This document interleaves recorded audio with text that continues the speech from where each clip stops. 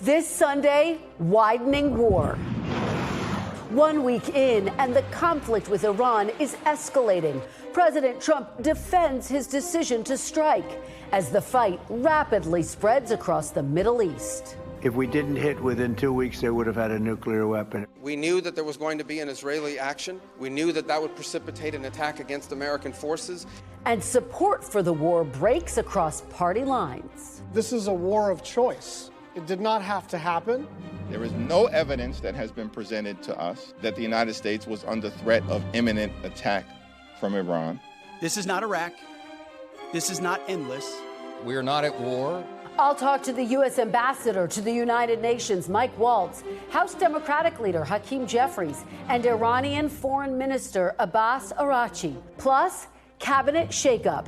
President Trump fires Homeland Security Secretary Kristi Noem amid a controversial immigration crackdown and growing bipartisan blowback. What we've seen is a disaster. Under your leadership, Ms. Noem. Have you had sexual relations with Corey Lewandowski? You budgeted an astonishing $220 million for media consultant contracts. And midterm signals. A new NBC News poll shows President Trump struggling on the economy, while Democrats hold an enthusiasm advantage, even as voters remain skeptical of the party itself. Steve Kornacki breaks down the latest numbers. Joining me for insight and analysis are USA Today Washington Bureau Chief Susan Page, Amy Walter, Editor-in-Chief of the Cook Political Report, former Trump campaign manager Bill Stepien, and Adrienne Elrod, former senior advisor to the Harris campaign. Welcome to Sunday. It's Meet the Press. From NBC News in Washington, the longest-running show in television history, this is Meet the Press with Kristen Welker. Good Sunday morning. President Trump's war with Iran is now entering its second week, with U.S. and Israeli airstrikes intensifying and Iran retaliating, now ensnaring 15 countries in the Middle East. On Saturday, President Trump, top administration officials and grieving families paying their respects at a dignified transfer at Dover Air Force Base. The somber event honoring the 6 U.S. service members who were killed in an Iranian drone strike in Kuwait. It comes as NBC News has confirmed Russia is providing Iran with intelligence on the location of U.S. forces in the Middle East. President Trump saying on Friday he will demand Iran's unconditional surrender before he'll make any deal to end the fighting. While NBC News reports the president has privately shown interest in sending ground troops to Iran. He was asked about what circumstances would lead to that Saturday night on Air Force One. Could there be? Possibly, for a very good reason. Have to be a very good reason. And I would say if we ever did that, they would be so decimated that they wouldn't be able to fight at the ground level. And joining me now is U.S. Ambassador to the United Nations, Mike Waltz. Ambassador Waltz, welcome back to Meet the Press. Yeah, thank you. Good to be with you. It's good to have you here. Let me start off by asking you, it has now been 1 week since the United States and Israel attacked Iran. Is the United States at war with Iran? Well, I'll tell you, the military objectives and achievements a week in are truly extraordinary, as the president has effectively laid out. Iran's Air Force destroyed. Iran's air defenses destroyed and almost completely degraded. Its Navy sunk. Over 40 ships sitting at the bottom of the ocean. And importantly, their ability to produce these ballistic missiles and these drones with which they've been terrorizing Israel, their neighbors in the Gulf, providing to Russia and using against Ukraine, is also being severely degraded. So the military, our great Secretary of War, Pete Hegseth, Secretary Rubio, and others are laying out the case in terms of how we are going to protect the American people and eliminate this threat once and for all. I can tell you as a veteran, I can't. It breaks my heart in so many ways that we have had to deal with this threat across the Middle East for 47 years. And I want to be clear, the Iranian regime started this war in 1979 under Jimmy Carter. And thank God for President Trump. He's taking the bold, decisive action that so many of his predecessors have failed to do to end it and to end this threat to the American people and our allies once and for all. And you just said there that Iran started this war. This is what President Trump has said about this conflict. We may have casualties. That often happens in war. We have unlimited middle and upper ammunition, which is really what we're using in this war. And we're doing very well on the war front, to put it mildly. As you know, words matter. Does the Trump administration, do you describe this as a war against Iran? Well, I describe it as Iran's been at war with us, as I just said. So it's a war. And it is a war. President Trump is ending it. Look, I'll leave it to the lawyers and those who deal with Congress in terms of the War Powers Act, which every administration has viewed as unconstitutional. That said, Secretary Rubio has been there day after day and week after week in the recent months to appropriately brief congressional leaders. But I'll tell you who does believe that they're being attacked. It's the soldiers that have been buried for many, many years as a result of Iranian attacks and their proxy attacks, Hezbollah, Hamas, the Houthis, and others in Beirut in 1983 and Iraq through those years, over 600 American soldiers. So, I mean, we have to take a step back, Kirsten, and look at how many billions, how much time, how much treasure that administration after administration has spent dealing with this. President Trump put diplomacy first, both last year and this year. It was clear the Iranians were not negotiating in good faith, had no intention of backing away from its nuclear intentions. We're trying to protect it with a massive phalanx and shield of ballistic missiles that they were quadrupling their production of on a month-by-month basis. And finally, President Trump said enough is enough. Let me ask you about the end game here. The president posted on Friday, quote, "There will be no deal with Iran except unconditional surrender." Mr. Ambassador, what exactly does that mean?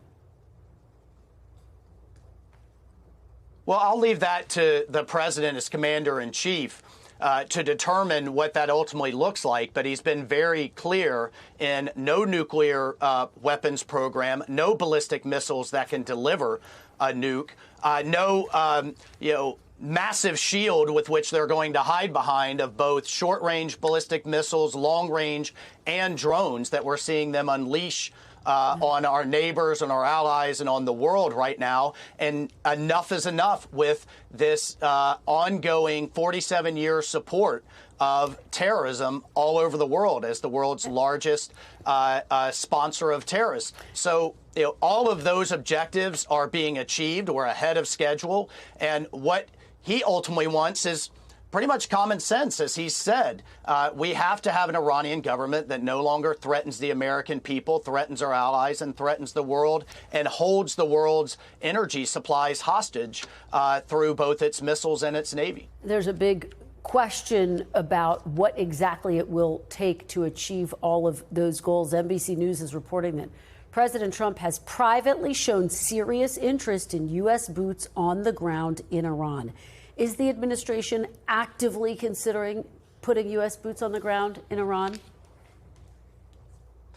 Well, I'm not going to get ahead of those conversations. I can tell you, unlike his predecessors, both Obama and Biden, President Trump is never going to take options off the table. I'm a former special operator. We have troops and assets that are focused on seizing weapons of mass destruction, if needed and if so ordered.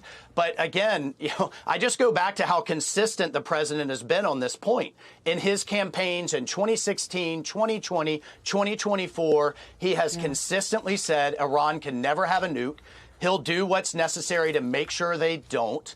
And I can tell you what the American people, my former constituents, voted for was a president who means what he says, stands on his red lines, doesn't back away from them as his predecessors did, and never takes a bad deal that's going to keep the American people less safe in the long run. Ambassador Waltz, I have to ask you about this reporting on Friday that Russia is sharing intelligence with Iran to help target U.S. assets in the region. Will there be consequences for Russia? Well, as Special Envoy Witkoff said last night on Air Force One, he sent a very strong message to Russia. I have no doubt President Trump will deal with it accordingly. Will there be consequences, if this is happening, though, and I more don't than want to words? get into it. I don't want to get into intelligence, but I'll tell you what, Russia right now has just lost its main supplier of these one-way drones that they have been sending in night after night into Ukraine. They just lost their main supplier of ballistic missiles. President Trump has taken incredibly decisive action in finally sanctioning both Rosneft and Lukoil, the main energy suppliers. That's a main form of revenue going into Russia. So no one can argue that he hasn't taken tough measures and will continue if he decides to do so as commander-in-chief. If Russia's giving Iran intelligence, do you effectively consider that Russia has entered this conflict? Well, we know that both Russia and Iran have had this symbiotic relationship, number one. Number two, if they are providing anything, it certainly hasn't been very effective because the U.S. military is decimating Iran's Air Force, air defenses, Navy, ground forces, command and control. So whatever they're providing, if they're providing anything, hasn't shown to help them very much. Two more, and we have about a minute left. The Treasury Department announced it was easing oil sanctions on Russia, which will help Russia fund its war in Ukraine, as you know. Why is the Trump administration helping Russia in this moment? Oh, I wouldn't characterize it that way. I have to push back on that premise. Well, how else could you characterize easing oil sanctions? It's a 30-day pause to allow, which is just kind of common sense, to allow the millions and millions of barrels of oil that are sitting out on ships to go to Indian refineries. I just laid out the tough actions the Trump administration has taken to reduce their revenue. But at the end of the day, Kirsten, this is going to be a temporary issue. This is going to be, looks like a bit of short-term pain for the long-term gain of Iran no longer being able to hold the world's energy supplies hostage. We have taken out that capability, but it also speaks to why President Trump's energy agenda has been so important. He calls it drill, baby, drill. This is unleashing American oil and gas. We now have it coming in from Venezuela. We have other diversified supplies for both our European and our Asian allies. At the end of the day, the world will be safer, stronger, and more prosperous because President Trump has taken this action. And our Gulf allies, I got to tell you, here at the UN are outraged and are going to take both military and diplomatic action in the coming days and weeks. This whole strategy of Iran shooting in all direction at their neighbors and at our allies is absolutely backfiring on them. Yeah, and just to button it, I mean, Russia will be getting that money as it wages this war in Ukraine. But let me just ask you this critical final question. More than 170 They're no longer people getting drones or no longer getting ballistic missiles. All right. And at the end of the day, we're going to drive a deal to end that war. Okay, let me ask you about this critical final issue. More than 170 people, including many children, were killed in a strike on a school in southern Iran last weekend. On Saturday, President Trump said he thinks Iran was behind the bombing, but NBC News and others are reporting that the military's preliminary finding is that it's increasingly likely that a U.S. munition was responsible. Was Iran or the United States responsible, and will the U.S. provide evidence to the American people? Well, look, a couple of things here. One, well, let's let the investigation play out. Number two, again, as a veteran and special operator, we never deliberately attack civilians.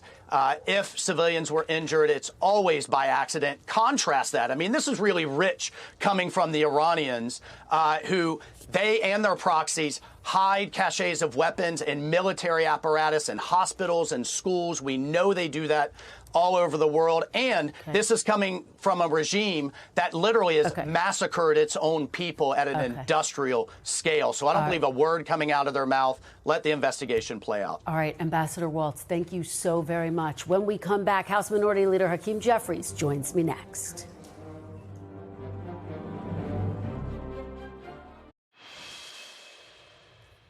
Welcome back, and joining me now is House Democratic Leader Hakeem Jeffries of New York. Leader Jeffries, welcome back to Meet the Press.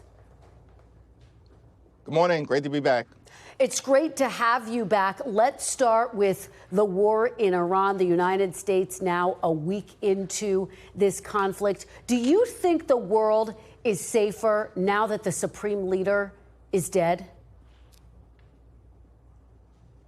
Well, certainly as it relates to the Ayatollah, he was a bad actor, and I'm not going to shed any tears as a result of his departure. I think the big question is, why did we get into this war? What are our strategic objectives? Because they shift every day. And what is the plan to get out of this conflict? The American people don't want to see billions of dollars being spent to bomb Iran in the Middle East, while at the same period of time, my Republican colleagues and this president are unwilling to spend a dime to lower their grocery bills, spend a dime to actually make it more affordable to go see a doctor, or do anything about this affordability crisis that is very real in the United States of America. Well, in talking about the strategy for this war, let me ask you, because NBC News is reporting that President Trump has privately considered sending boots on the ground to Iran.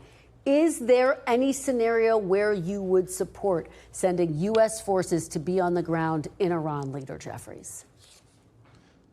No, and in fact, candidate Trump suggested that under no circumstances should American servicemen and women be put into harm's way in this particular type of situation, particularly as it relates to another endless war in the Middle East.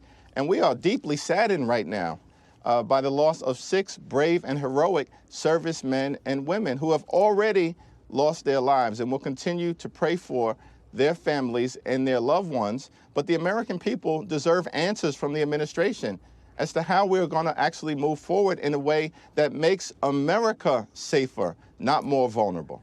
Well, there is a push for congressional oversight, but both the House and the Senate this week rejected a resolution to curb President Trump's war powers in Iran. And frankly, even 5 Democrats joined Republicans to block the resolution in those chambers. Does that effectively give President Trump a mandate to fight this war?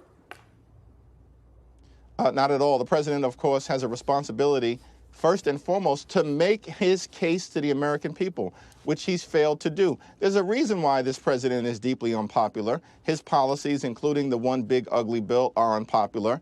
And this war of choice in the Middle East are unpopular. As Democrats, we're going to continue to make the case to the American people that we should be stewards of spending their taxpayer dollars in a manner that actually is designed to make their life better and make their life more affordable, as opposed to another endless war in the Middle East where we're spending billions and billions of dollars to drop bombs and doing nothing to drop the high cost of living. Well, your Democratic colleague, Democratic Congressman Jared Golden, is among those who voted to block the resolution. I want to read you a little bit of his statement from this week. He says, quote, "The president has so far acted within the authorities given to him by Congress through the War Powers Act of 1973. He has been briefing Congress, and he has 60 days to make his case for ongoing operations. This is not an illegal war, but it could become one." How do you respond to your House colleague? Well, every individual member, of course, is going to articulate their position. The overwhelming majority of both House and Senate Democrats have made the case to the American people and taken the position that this is a war of choice that Donald Trump decided to get into without any evidence being presented to us as members of Congress or to the American people. But do you agree with Golden? It's not an illegal war yet? To protect the national security of the American people. No, Jared obviously has a very different position. He's a hero. He fought in the Middle East bravely, and he's entitled, of course, to his perspective. But as I indicated, the American people are dissatisfied with this war of choice that Donald Trump has decided to enter into. And Donald Trump has not made a compelling case as to why we are in a situation where American servicemen and women, their lives are at risk. Let's talk about the cost of this war, Leader Jeffries. The White House is reportedly weighing a request to Congress for tens of millions of dollars. Several Senate Democrats have said they're open to reviewing what the administration requests, arguing it could be critical to military readiness overall.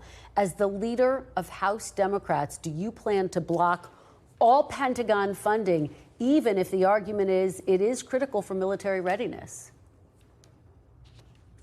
Well, we'll cross that bridge when we get to it in terms of if the administration makes a request to Congress to consider additional funding.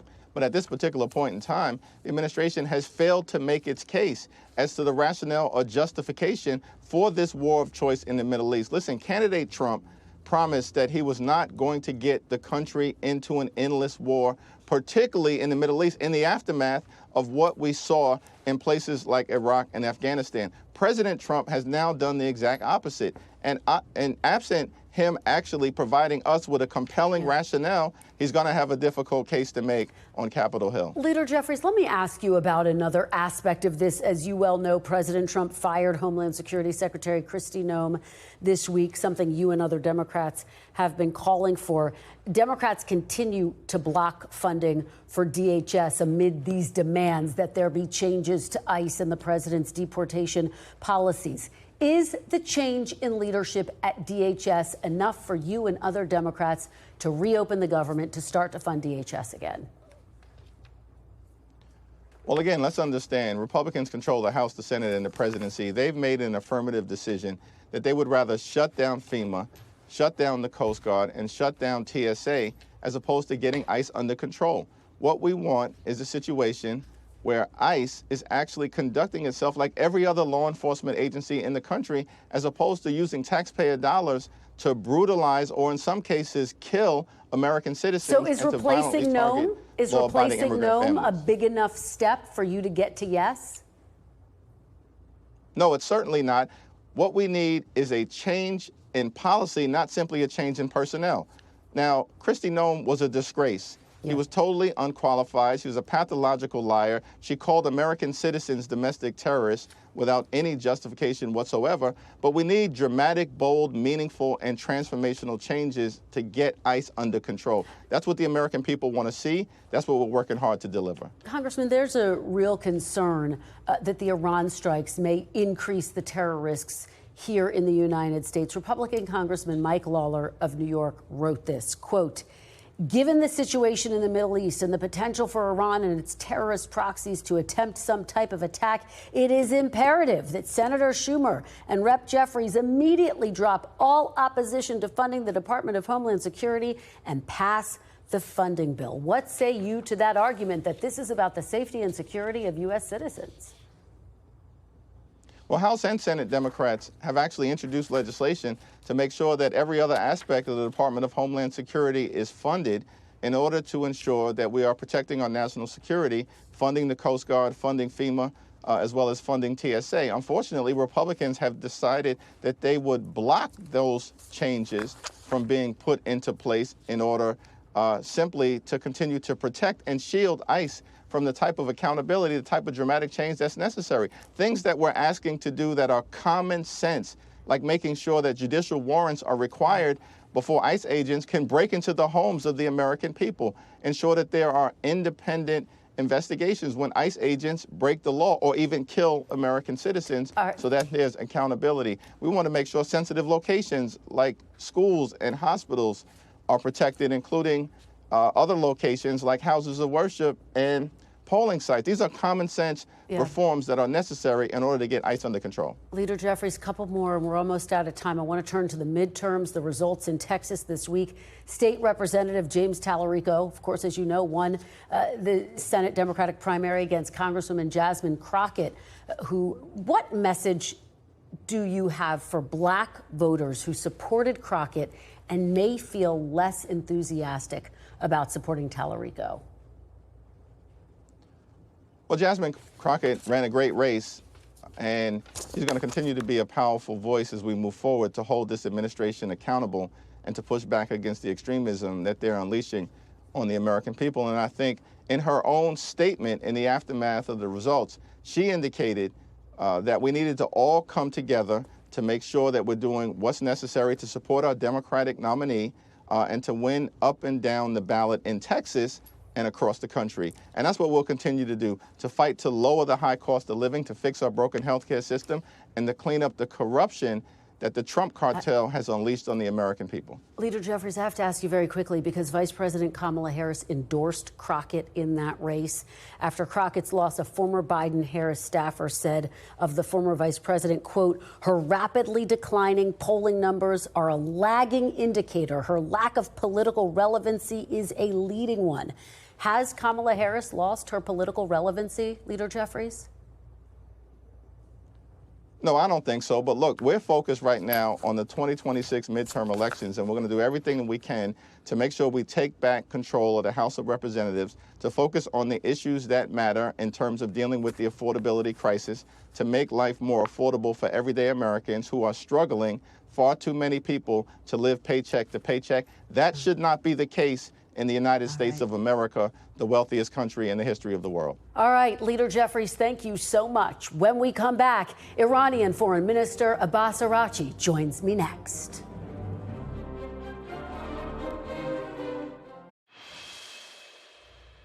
Welcome back, and joining me now is the Foreign Minister of Iran, Abbas Araghchi. Mr. Foreign Minister, welcome to Meet the Press. Well, thank you so much. Thank you for having me. Thank you very much for being here. I have to ask you the big question on everyone's mind. Who is in charge in Iran right now? Well, it is already known. The council of the interim leadership council is now in charge, and they are doing their act in the absence of the leader, while a new supreme leader is going to be elected soon by the Assembly of Experts. And the president and the cabinet are also are doing their duties. Parliament, everything is in its place. Well, there are reports this morning that the Iranian Assembly of Experts has come to a decision on a new supreme leader for Iran. Many have suggested it would be the son of the late supreme leader, Mojtaba Khamenei. Will he be the next leader of Iran?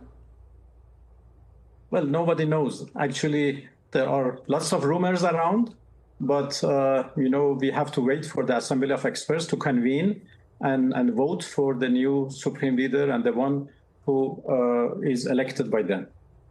Do you think he should be the next leader of Iran? Well, anybody which is elected by the Assembly of Experts would be the next supreme leader of Iran. And as you know, the members of the assembly are already, elected directly by the people. All right. Well, President Trump says he should pick the new leader of Iran. Will Iran allow President Trump to have any role in picking its new leader? We allow nobody to interfere in our domestic affairs. This is up to the Iranian people to elect their new leader. They have already elected the Assembly of Experts, and the Assembly of Experts would do the job. It is only the business of the Iranian people and nobody else's business. President Trump says there will be no deal with Iran except for, quote, unconditional surrender. Will Iran agree to unconditional surrender for the sake of bringing this war to an end, Mr. Foreign Minister? Well, this is what he asked previous time, last year in June, that when Israel started to attack us, President Trump used the same phrase, unconditional surrender. That was a tweet he made. And that didn't happen. We resisted, and after 12 days, Israelis asked for unconditional ceasefire.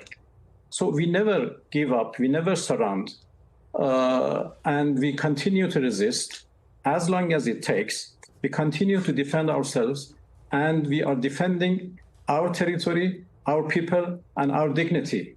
And our dignity is not for sale. Well, let me ask you, because what conditions would Iran accept to bring this war to an end? Well, actually, we are not at that point yet.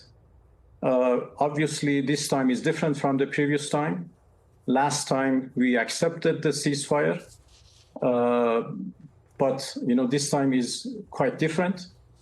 And the reason is obvious. Last time they attacked us. They made aggression against us. They killed our people. They destroyed our places and then asked for a ceasefire. And we accepted out of good faith because we were only exercising the act of self-defense. And when the aggression was stopped, we stopped too. But, it didn't bring about peace. And now this year, they again started to attack us. And again, they have, they are killing our people. They are killing, girl students. They are attacking hospitals, freshwater desalinations, refineries, everywhere. People have been killed. Places have been destroyed. And now they want to ask for a ceasefire again. Well, this doesn't work like this.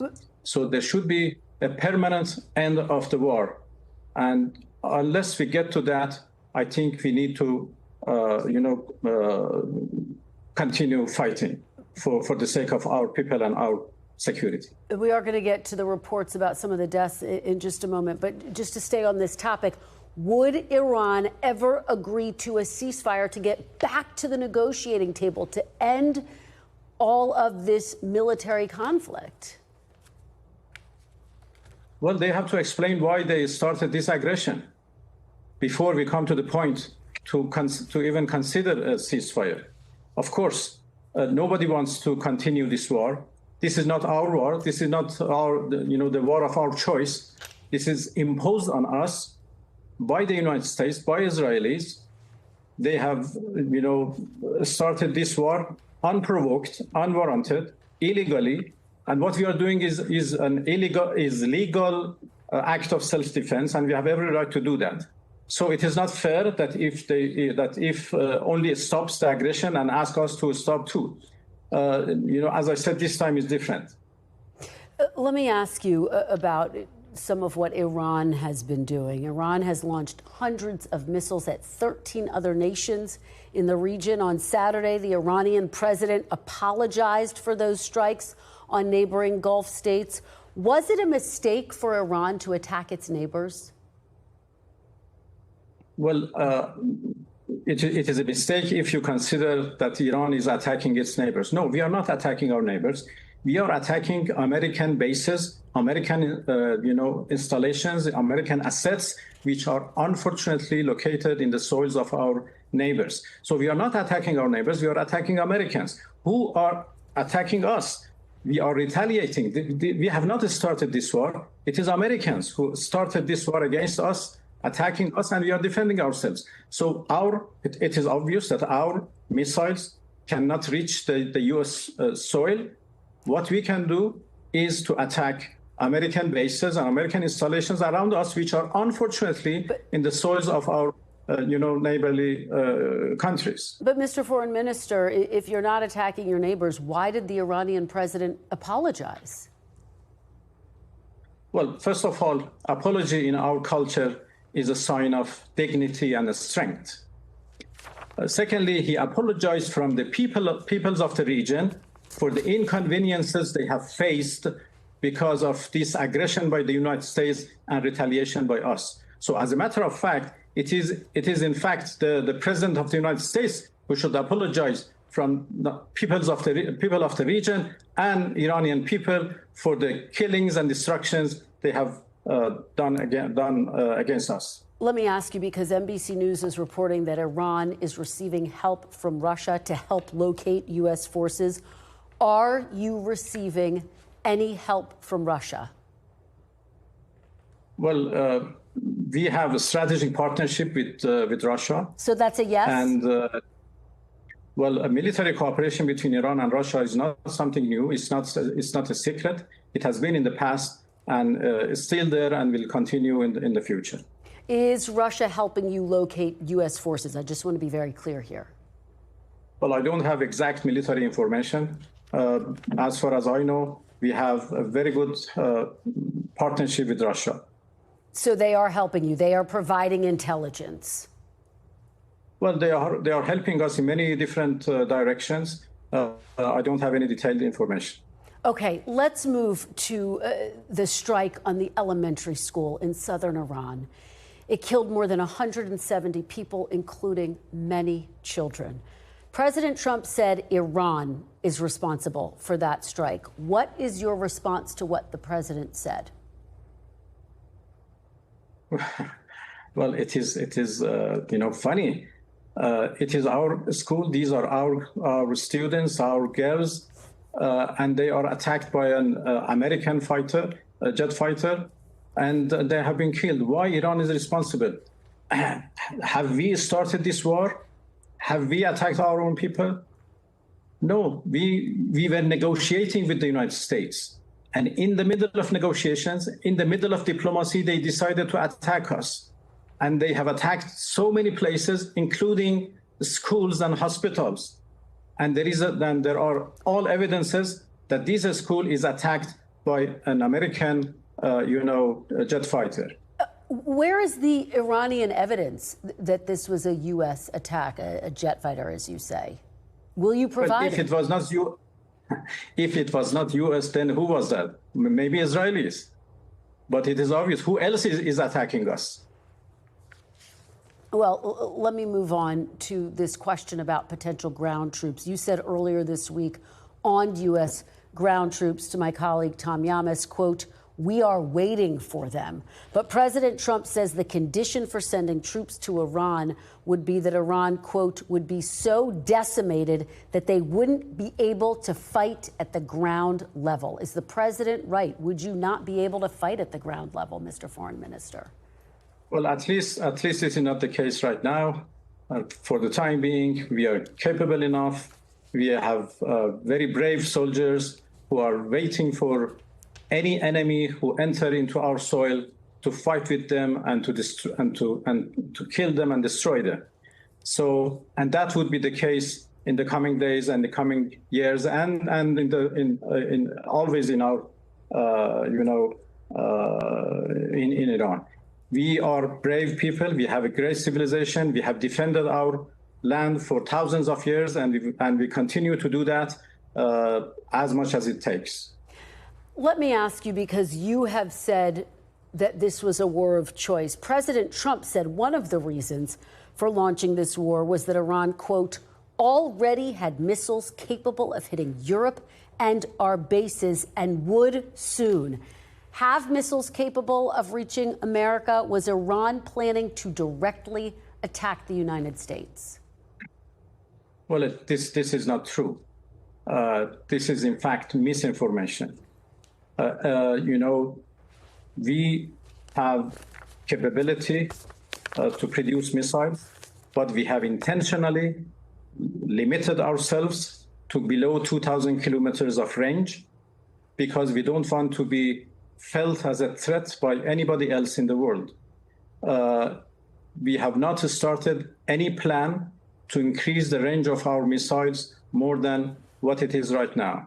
So there is no evidence, there is no intelligence, nothing to indicate that Iran is going to long-range missiles, let alone those missiles who can reach the United States soil. All right. And of course, U.S. officials say that negotiations over this came to a halt, and that is part of why they moved forward with this action. Minister Araghchi, thank you very much. We will obviously be tracking everything that unfolds very closely. We appreciate your being here. Thank you so much. Thank you for having me. When we come back, Steve Kornacki is here with the results of a brand new NBC News poll.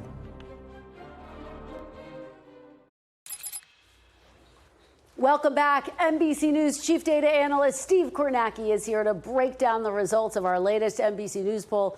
Steve, some big takeaways here. Absolutely, Kristen. I mean, let's start with the headline. Where does Donald Trump stand heading into this midterm year here? A 44% approval rating for the president.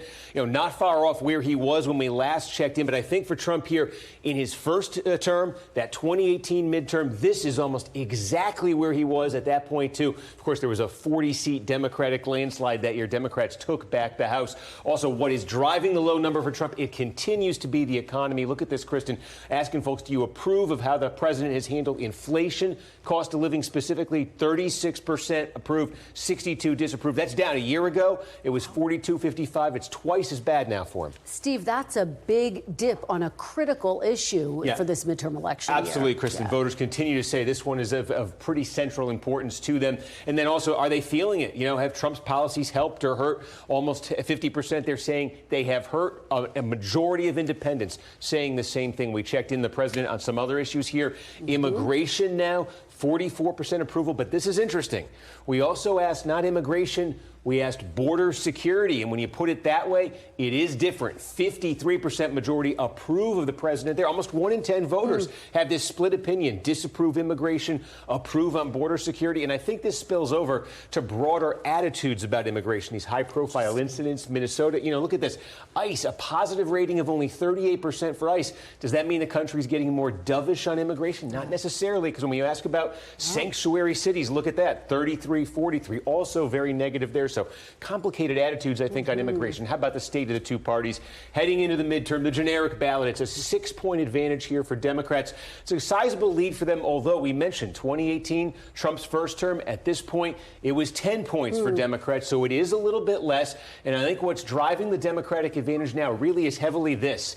It's the interest of their own base. We ask folks if they have the highest level of interest in these elections. 3/4 of Democrats are saying they do. Barely 60% of Republicans are.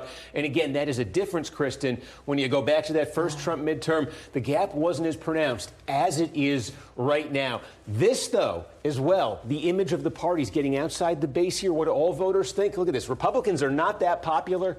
Democrats, though, even more unpopular than Republicans. Well, this is so significant because even though they have an enthusiasm advantage, they clearly have an image issue. That's it. And that gets to the question, too, then, how do voters look at these two parties when it comes to the major issues here? So Democrats do have this advantage. When you ask about threats to democracy, that's an 11-point advantage for Democrats there. Democratic voters say that's their top issue. Republican voters say that border security, immigration, more important to them. Big Republican advantages. But, Kristen, this will be it. It's the economy. It's a tie between the parties. Republicans have had the advantage on this issue for nearly a decade. Now it's wiped away. Question going forward, did Democrats actually open an advantage on the economy? That could be key to them if they are going to have a big midterm. Still the top issue. Steve Kornacki, thank you so much for being here. When we come back, the first primary results are in for the midterms. Welcome back. The panel is here. Susan Page, USA Today Washington bureau chief. Amy Walter, editor-in-chief of the Cook Political Report. Democratic strategist Adrienne Elrod and Republican strategist Bill Stepien. Thanks to all of you for being here. Amy, let's dive right in. Your takeaways from the polling you just heard from Steve. Yeah, I thought it was quite telling that on the number one issue, which we know is the economy, the president deeply underwater, voters very frustrated about what they're seeing. And yet, as you did on this show, the majority of what we're talking about is Iran. Yeah.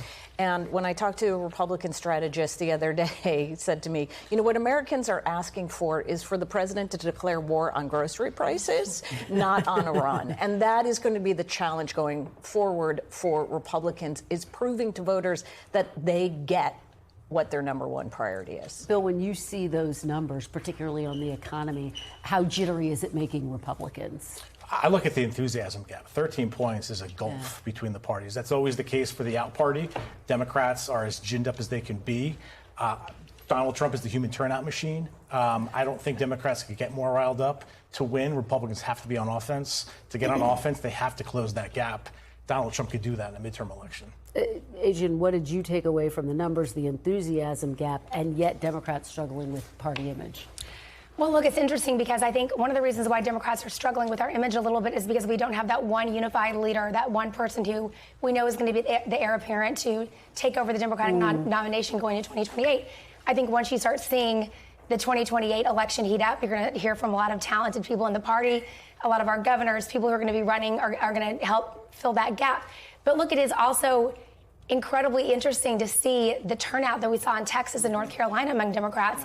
More Democrats turned out in Texas in the primary than Republicans. So there is a lot of enthusiasm. We do have a lot of work to do as a party, but I think we're certainly on the road to doing that. Susan, I was going to ask you about the enthusiasm that Democrats showed in Texas, the turnout there, the fact that they actually have a candidate for their Senate primary. There's a runoff for the Republican primary. What do you make of that, and particularly as it relates to the poll numbers that we're getting? You did see Democratic voters, I think, going with a candidate who was seen as more electable, as opposed to the one that maybe fired them up more. So that was interesting. You know, the Democrats do have a problem here. 30% approval of the Democratic Party in your poll is a terrible number.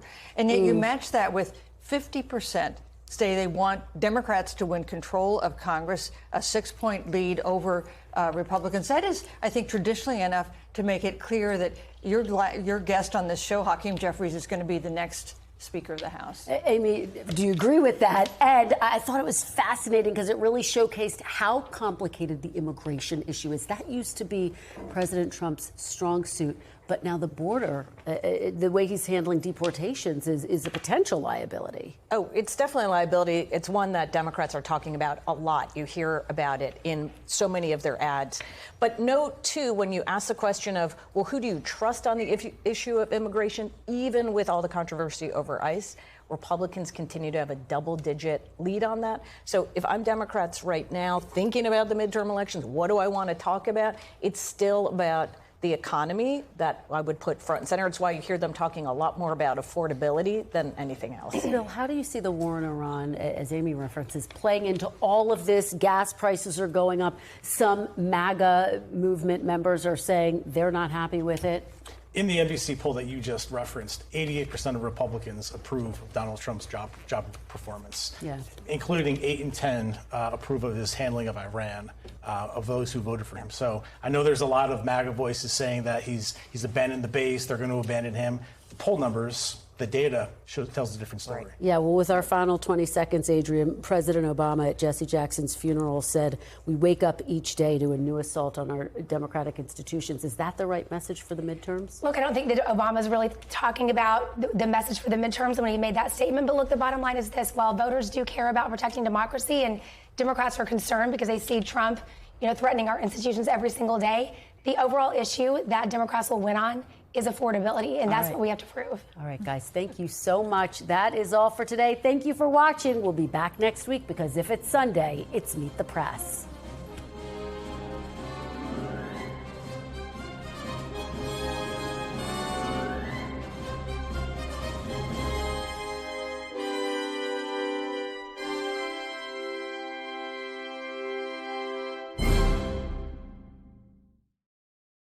We thank you for watching, and remember, stay updated on breaking news and top stories on the NBC News app or watch live on our YouTube channel.